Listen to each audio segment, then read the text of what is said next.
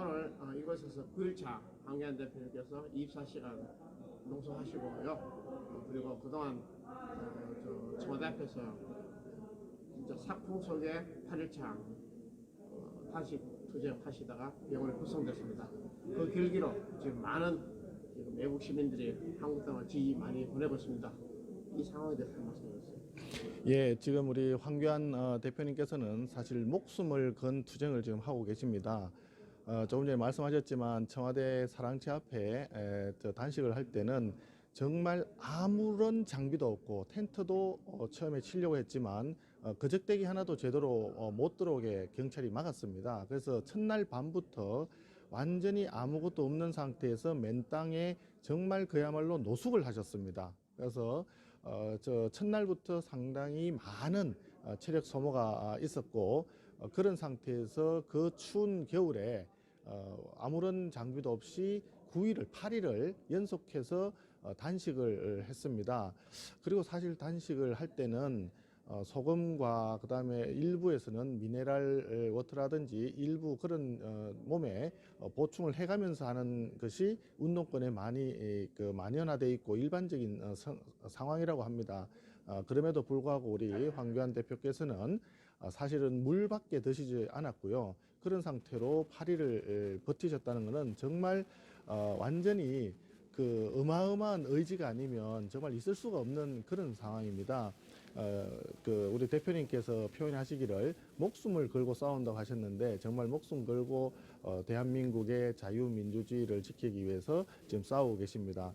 그리고 병원에 이제 실려가셨다가 단식을 그만두신 지 불과 12일인가요? 10일인가 있다가 다시 이곳 로턴도홀에서 국회 본회의장 앞에서 지금 또 철야 농성을 지금 하고 있는데 철야 농성 지금 9일차입니다. 그래서 실제 황교안 대표님께서는 댁에 들어가시지도 않고 9일을 계속 농성을 하고 계시고 우리 의원들은 조를 나눠서 같이 이제 농성을 지금 하고 있는 그런 상태가 되겠습니다. 우리 참 왜 그러면 이런 그 농성을 하면서 이렇게 투쟁을 하고 있느냐? 이게 이제 국민들께 알려드려야 될 또 국민들께서 궁금해하시는 부분일 텐데요. 사실 선거법하고 공수처법이 지금 핵심적인 이슈 중에 하나입니다. 아시다시피 선거법 개정안 같은 경우에는 연동형 비례제가 제일 핵심적인 부분이죠. 근데 연동형 비례제라고 하는 것은 그동안에 우리가 알고 있던 비례대표제하고는 굉장히 많이 다릅니다. 예를 들어서 정당 득표율을 10%를 만약에 얻었다고 한다면 300석 그 국회의석 중에서 10%인 30석을 보장해주는 제도입니다. 30석을 보장해 준다면 현재 정의당 같은 경우에 지역구에서는 후보자를 내더라도 당선될 확률이 거의 없거든요. 한 명 아니면 2명 정도 될까 말까죠. 그러니까 2명 정도 지역구 의원이 나왔다고 친다면 30명 중에서 2명을 뺀 나머지 28명을 비례대표로 가져가는 그것이 지금 연동형이라고 하는 겁니다. 그러니까 정의당 입장에서는 이 제도가 도입되면 자기들한테는 무조건 도움이 되는 것이죠. 그런데 이게 더 중요한 문제는 뭐냐면 당대표, 정의당을 비롯해서 군소정당의 당대표가 임명하는 그 비례대표 후보자가 우리가 전에 통진당 사례에서도 봤다시피 상당히 생각이 우리하고는 정말 많이 다른 사람들이 의회에 들어올 수가 있는 겁니다. 그러면 20명만 넘으면 교섭단체가 될 수 있는 것이고 교섭단체가 된다고 한다면 민주당이라든지 한국당이라든지 이런 큰 여야 정당을 20석 간 넘는 그런 제3, 제4, 제5 정당이 사실 그 주도적으로 일을 꾸며나갈 수 있는 그런 상황이 됩니다.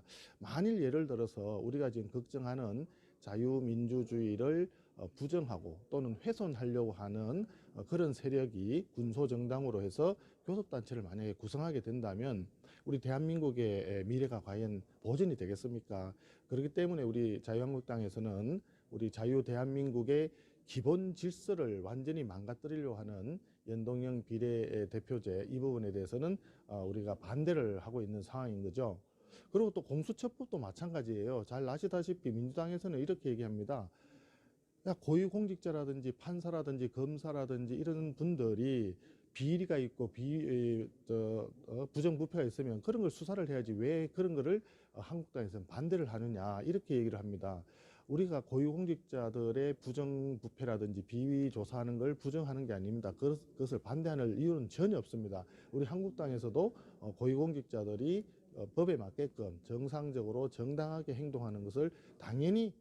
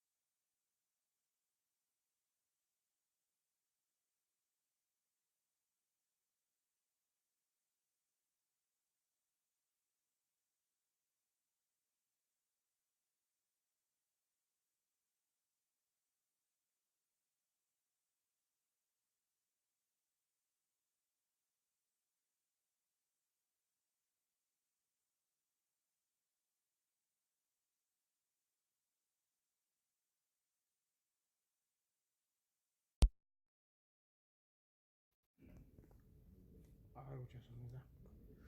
예, 그냥 합시다. 죄송합니다. 아까 공수 어디까지더라? 좀 자를 테니까. 공수처 예, 얘기하시다. 이제 공수 이제 편집할 테니까. 예. 두 번째 공수처의 문제점은 뭐냐면 공수처 수사관들은 판사, 검사, 그리고 고위공직자, 선거관리위원회 위원들 이런 분들이 수사 대상인데 그 분들의 직권 남용을 수사할 수 있는 권리를 가지고 있습니다. 권한을 가지고 있습니다.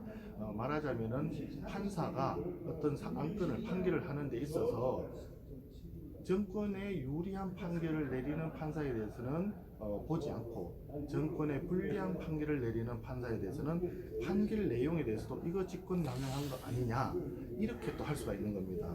그렇게 한다고 생각을 해보십시오. 판사가 과연 헌법과 법률에 따라 양심에 따라서 독자적으로 독립적으로 판단할 수 있겠습니까? 내가 판결을 내리는 이 부분을 정권의 어떤 추동하는 공수처에서 항상 나의 뒤를 캘 수 있다라고 한다면 어마어마하게 판결 내리는 것도 위축이 되겠죠.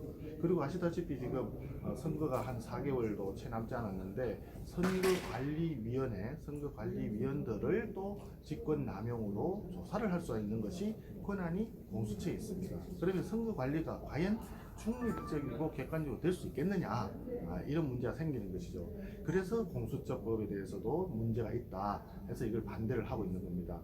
앞서 말씀드린 그런 이유로 해서 선거법과 공수처법은 지금 현 단계에서는 굉장히 문제가 심각한 법안이기 때문에 자유한국당은 이에 반대를 하는 것이고 또 이 부분을 우회하기 위해서 지금 집권 여당에서는 4+1이라고 하는 정말 듣도 보도 못한 법적 근거도 없고 국민적인 공감대도 되지 않는 이상한 불법적인 야합 결사체를 만들어서 강행을 하려고 하고 있습니다. 그렇기 때문에 우리 자유한국당에서는 황교안 대표님을 비롯해서 이렇게 국회 본회의장 앞에 로텐도를 해서 농성을 하면서 이를 저지하려고 하고 있는 것이죠. 오늘도 다행히 이제 본회의는 열리지 않고 지나가고 있습니다만은 이미 그 보도를 통해서 우리 시민 여러분들께서 자유우파 시민 여러분들과 우리 국민들이 다 알고 계시겠지만 4+1이라고 하는 것 자체가 태생 자체가 불법적인 야합 결사체다 보니까 자기들 내부에서 지금 다툼이 생겨가지고 일이 잘 추진이 되지 않고 있습니다. 처음에는 한번 생각해 보십시오. 선거법 지역구를 225개로 줄이고 비례를 75개까지 늘려서 연동형 비례제를 도입하는 것으로 냈습니다. 그 법안 누가 냈는지 아시죠? 심상정 정의당 의원이 대표 발의했습니다. 그러면서 그들이 그때 내세운 명분이 뭐였냐?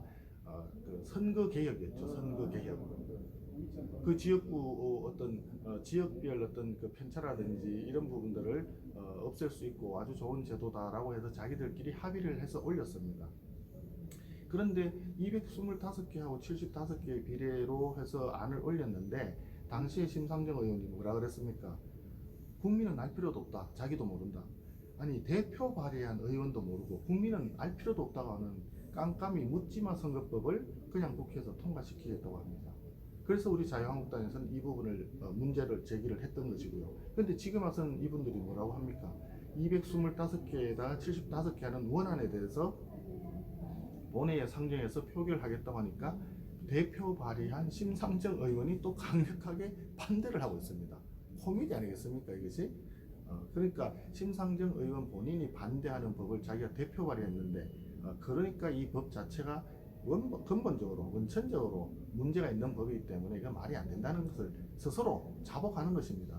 그리고 지금 와서는 그것을 캡을 씌우겠다느니 말겠다느니 그것도 캡을 뭐 25개 한다느니 30개, 35개 서로 그렇게 뜯어먹기, 나눠먹기 하겠다고 한석이라고 더 건져가겠다고 싸우고 있습니다. 거기에다가 또 뭐죠? 석패율 제도라고 하는 것은 지역구에 나와서 지역구에서 경쟁해서 국민 심판을 받아야 당선되는 사람은 떨어지는 사람 한 표라도 적으면 떨어지게 되는 겁니다. 그것이 국민의 심판입니다. 그런데 지역구에서 떨어진 사람을 다시 비례로 당선시켜 준다는 겁니다. 그러면 그 지역구에서 반대표를 던진 사람들 입장에서는 뭐가 됩니까?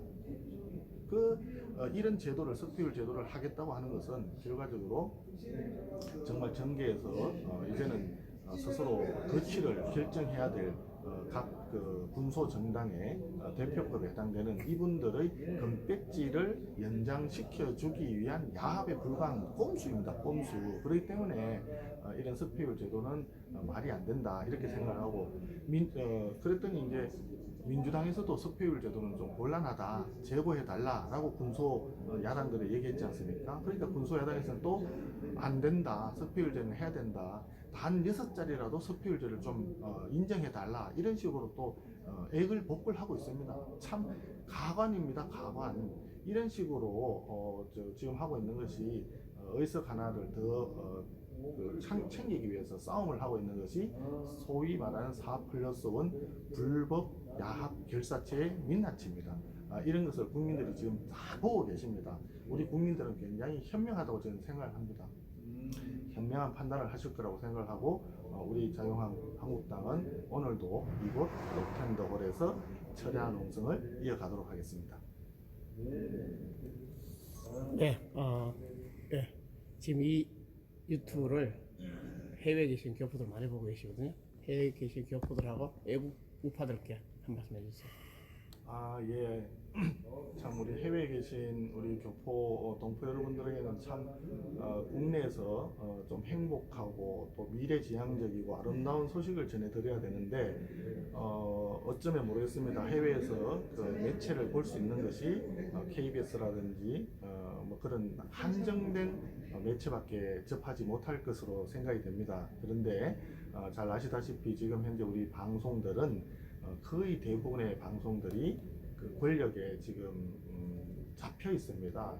기울어진 운동장이 아니라 사실 방송 매체는 엎어진 운동장인 것으로 보입니다. 그렇기 때문에 실상을 잘 모르실 수가 있을 것 같습니다.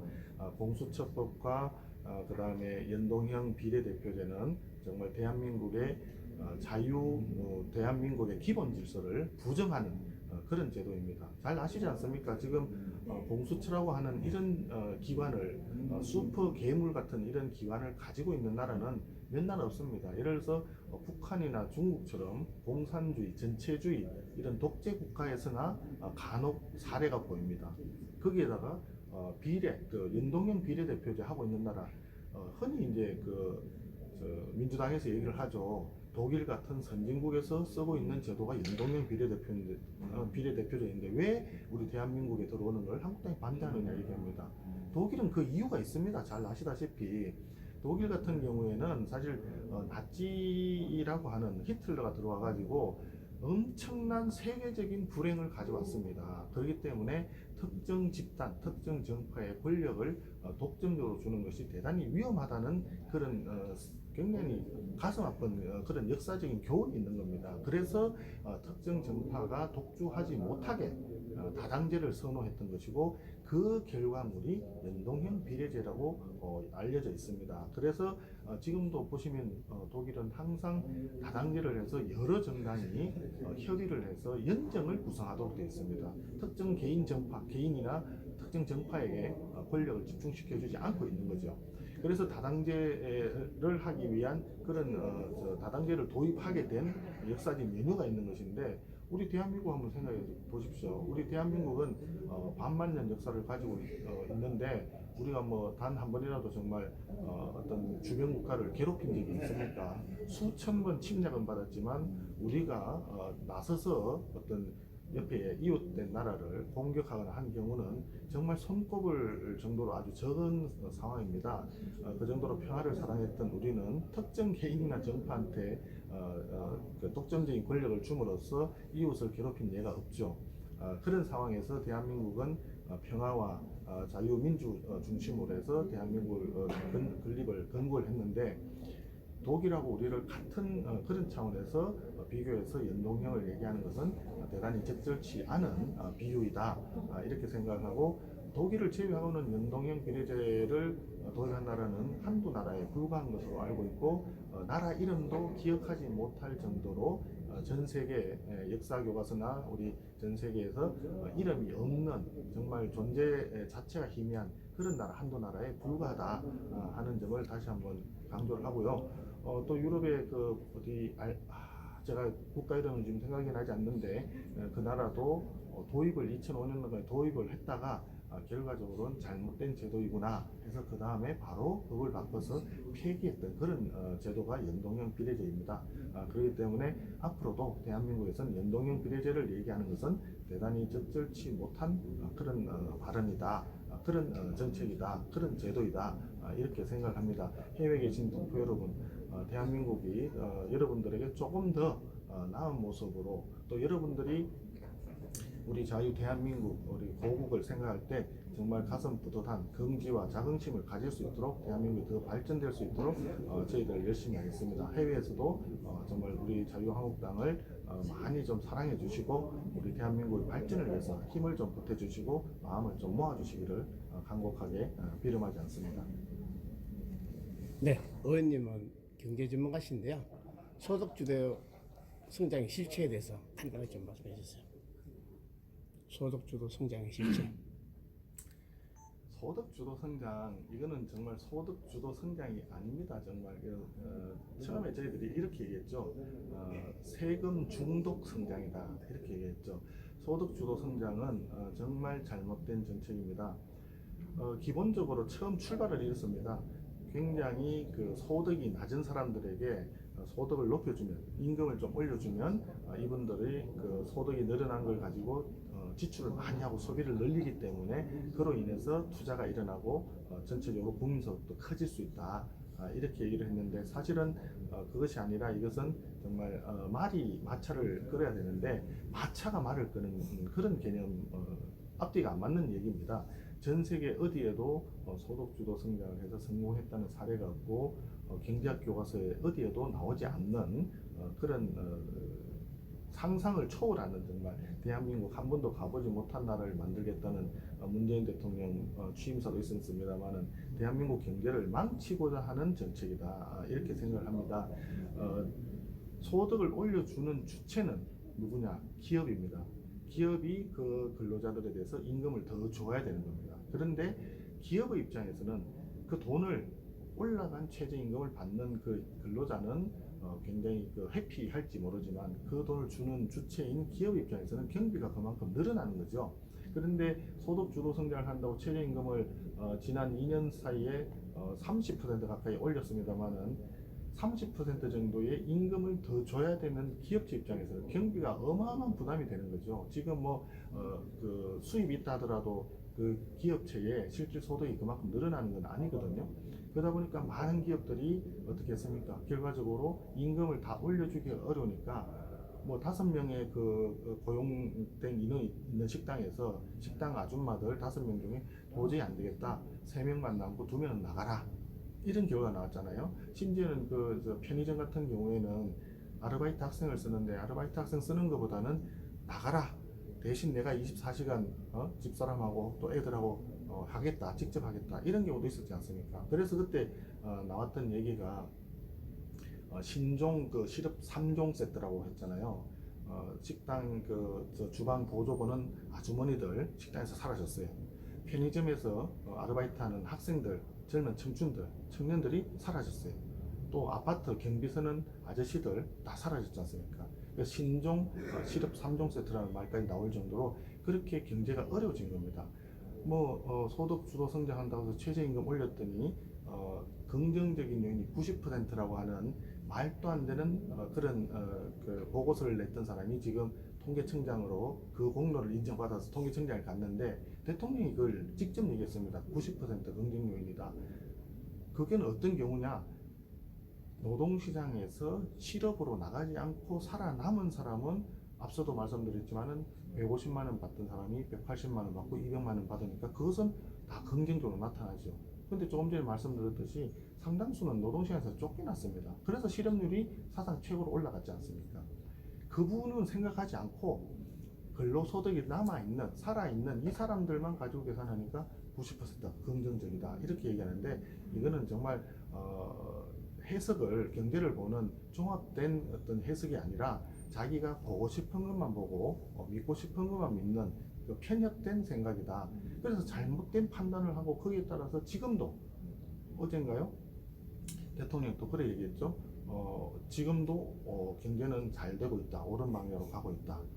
지금 경제가 잘 되고 있다고 생각하십니까? 지금 기업하는 정말 많은 사람들, 그것이 큰 기업도 아닙니다. 어떻게 보면 중소기업 또는 자영업자, 소상공인 이런 분들이 다 사라지고 있는 겁니다. 한마디로 다 떨어먹고 망하는 거예요. 이분들이 망하는 것이 과연 경제에 도움이 되는 겁니까? 또 대기업도 중소기업도 마찬가지죠. 사실 대기업에 근무하는 근로자들은 최저임금 적용 대상보다 훨씬 많기 때문에 최저임금하고 직접 관련은 없습니다. 이런 기업들의 경우에는 주 52시간 이런 부분들하고 주휴수당이 문제가 되는데 어쨌든 기본적으로 소득주도 성장을 함으로써 국민들한테는 주 52시간제를 적용해서 내가 일할 의욕이 있고 또 일할 능력이 있고 내가 일을 하고 싶은데도 불구하고 52시간 이상 일을 하면 본인도 처벌을 받고 업체도 처벌을 받습니다. 할 수가 없습니다. 그 일을 하지 말고 놀아라 이런 이야기죠. 그러다 보니까 급여가 낮은 사람들은 어떻게 했습니까? 한 곳에서 다 못하고 또 다른 곳에 가서 짬짬이로 투잡을 뛰어야 되는 거죠. 투잡을 뛰어야 되고 또 주 17시간입니까? 주당 17시간인가 이상 되면은 그 주휴수당도 줘야 되고 하니까 아르바이트 하는 학생들은 어떻게 했어요? 시간을 줄여서 해라. 사흘만 나와라. 이렇게 하지 않습니까? 그 사람들은 자기 그 생활비라든지 학비를 벌기 위해서 또 다른 데 가가지고 또 일을 해야 돼요. 그러니까 여기서 자기가 열심히 해가지고 한 곳에서 익숙한 곳이 있는데 여기서는 업체 입장에서도 이 사람을 쫓아내야 되는 거고 새로 또 구해야 되고 나가는 사람은 또 다른 데 가서 자기가 투잡을 또 찾아야 되고 얼마나 이런 사회적인 경비가 많이 들겠습니까?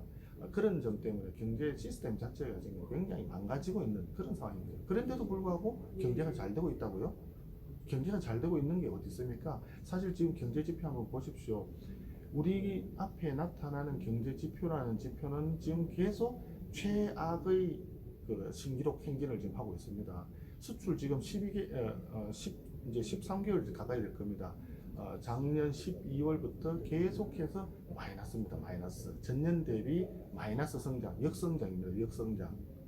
수출이 마이너스로 가고 있고 이번 12월 달도 당연히 전년보다 또 마이너스일 겁니다. 그러면 13개월 연속이 아마 마이너스가 될 가능성이 많고 금년도 전체로 따져서 1년치를 해도 아마도 두 자릿수 가까운 마이너스 수출 감소 결과가 나올 가능성이 많아 보입니다. 거기에다가 소득 분배도 마찬가지지 않습니까? 과거에는 빈익빈 부익부라는 말 있잖아요.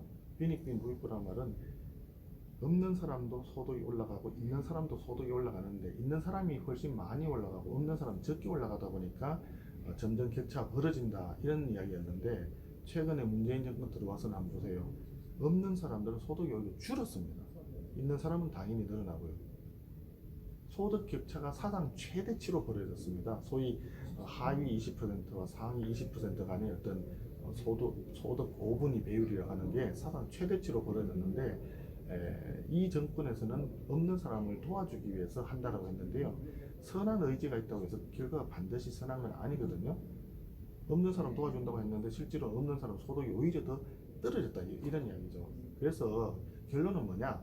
결국은 경제가 잘 돌아가려고 한다면은 개인이나 기업이나 그 경제 주체가 자기 스스로 개인의 판단과 창의력을 가지고 자기가 열심히 투자하고 노력해서 그 결과물로 전체가 아우러진 경제가 성장하게 되는, 그게 우리가 수백 년간 이어져온 경제의 가장 기본 중에 기본입니다. 그것을 부정하고 최저임금 왕창 올려라, 주 52시간 이상 못한다, 주휴시간은 산입해서 최저임금 더 줘야 된다, 이런 제도적인 규제를 하게 되다 보니까, 그러니까 전체적으로 경제가 성장이 안 되는 거예요. 그런데 또 거꾸로 어떻게 씁니까? 예산을 왕창 늘려가지고 그거 가지고 무슨 이런 수당 저런 수당, 이런 지원 저런 지원 해가지고 국민들하고 하여금 정부에 의존해서 정부에 기대서 사는 그런 저걸 하잖아요. 자기가 앞서도 말씀드렸지만 일할 능력이나 일할 의지가 있다 하더라도 일은 하지 말라.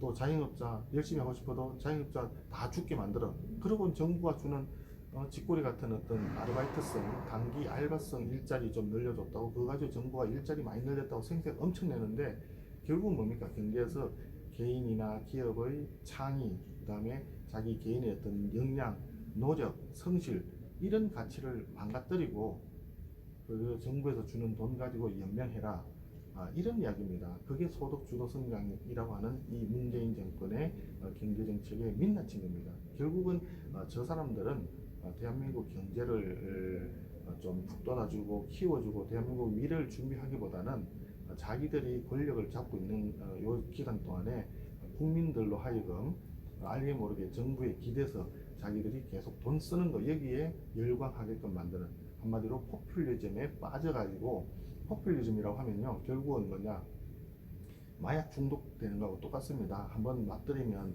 끊기가 어려워지거든요. 그래서 정말 새마을 운동 했을 때 근면자조 협동을 했는데요, 근면할 필요도 없고 자조할 필요도 없습니다. 그냥 가만히 있다가 정부에서 주는 돈만 먹고 살아라. 지금 이 문재인 정권의 경제정책은 그렇기 때문에 대한민국의 기본 가치, 그 다음에 대한민국의 기본적인 어떤 정신, 이런 부분 완전히 훼손하는 정말 잘못된 정책을 하고 있는 것입니다. 이것을 반드시 바로 잡아야 된다 하는 그런 생각을 가지고 있고, 그런 것 때문에 더더군다나 지금 우리 황교안 대표가 이렇게 단식에 이어서 지금 철야 농성까지 하고 있다.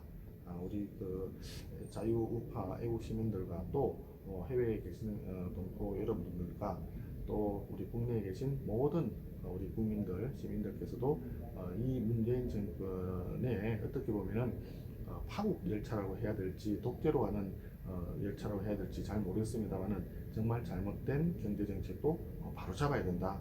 이 부분에 대해서도 깊게 좀 생각해 주십시오. 최근에 경제정책 중에 또 하나 말씀드리고 싶은 게 있는데요.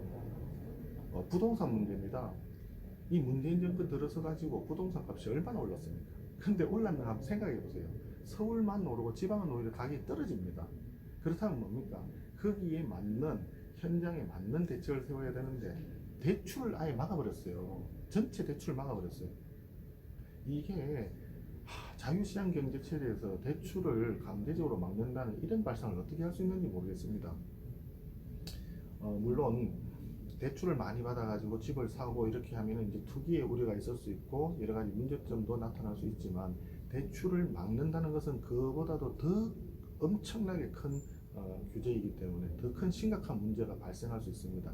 대출을 하게 되면 그 부동산을 담보로 하든지 아니면 신용을 하든지 그 금융기관에서 적절하게 판단해서 자기들 판단해서 대출을 해줄 수 있을 만하면 대출을 해주고, 그렇지 않으면 대출을 안 해주고 하면 되는 겁니다. 왜 그것을 정부가 나서서 대출을 금지한다? 이것은 자유시장 경제 질서의 기본을 이것도 허물어뜨리는 그런 상황인 것입니다. 부동산 가격은 가격만의 문제가 아니에요. 부동산 가격이 올라가면 당장 내년도에 집안채를 가진 사람들도 재산세가 왕창 오릅니다. 또 서울에는 한 반수 이상이 아파트가 전부 9억 원 이상 초과되기 때문에 종부세도 다 해당이 됩니다. 종부세도 엄청 올라갑니다. 또 더 중요한 게 있죠. 건강보험료 같은 거. 건강보험료는 집안채 가지고 있는 은퇴하신 분들, 이런 분들에게는 재산을 환산을 해서 보험료를 내기 때문에 이 부분이 굉장히 많이 오릅니다. 한마디로 세금 폭탄입니다. 세금 폭탄. 세금 폭탄 왜 할까요? 근데 자기들 세금 폭탄을 얘기 안 하죠. 근데 세금 폭탄입니다. 우리는 부동산 가격 인상 이런 것만 걱정하는데 세금 폭탄을 해서 어떻게 되느냐? 세금을 왕창 걷어들여야 그거 가지고 또 이런 지원 저런 지원 이런 수당 저런 수당 주면서 국민들을 또 마약처럼 포퓰리즘 해가지고 정부에 기대게 만들 거 아니겠습니까? 지금 그런 작업을 진행하고 있는 거예요. 이런 부분들에 대해서 우리 국민들께서 다시 한번 좀 심각하게 좀 받아들였으면 좋겠다 하는 말씀을 드립니다. 할까요? 감사합니다.